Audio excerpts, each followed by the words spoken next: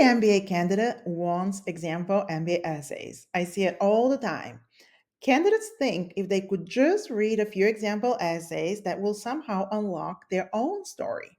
Or they believe the secret to getting admitted is to tell the kind of story that worked before. But here's the issue: essays don't work because of the topic, they work because of what they reveal about you, how your story is told, and whether it answers the question being asked. Reading someone else's essay won't give you that. But there is something that I believe can help you.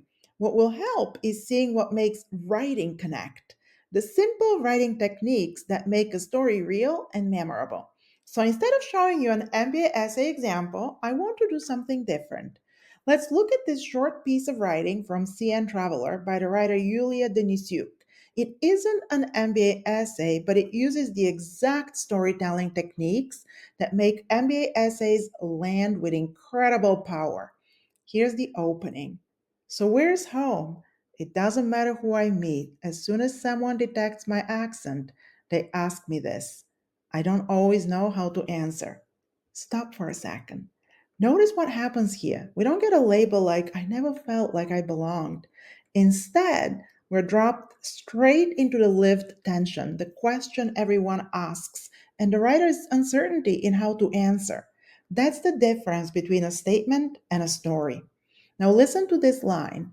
I became the Estonian girl who visited Kazakhstan in the summers. In Estonia, there was an invisible wall between my Russian community and the Estonians.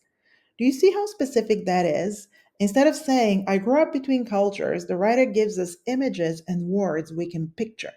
Being called the Estonian girl, an invisible wall. For MA essays, this is where most candidates go wrong. They write, I face challenges as a minority instead of giving the reader a moment that shows it. And here's the third thing this piece does so well: reflection woven through the narrative. The writer doesn't just recount places lived or people met, she connects each vignette to a larger theme: belonging, identity, what home really means.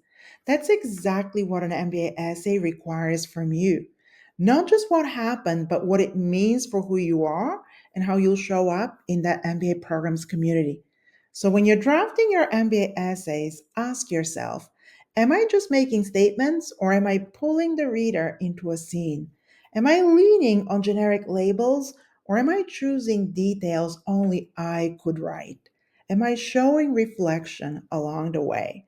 That's the difference between writing that sounds generic and writing that both reveals important insights about you and connects with the reader.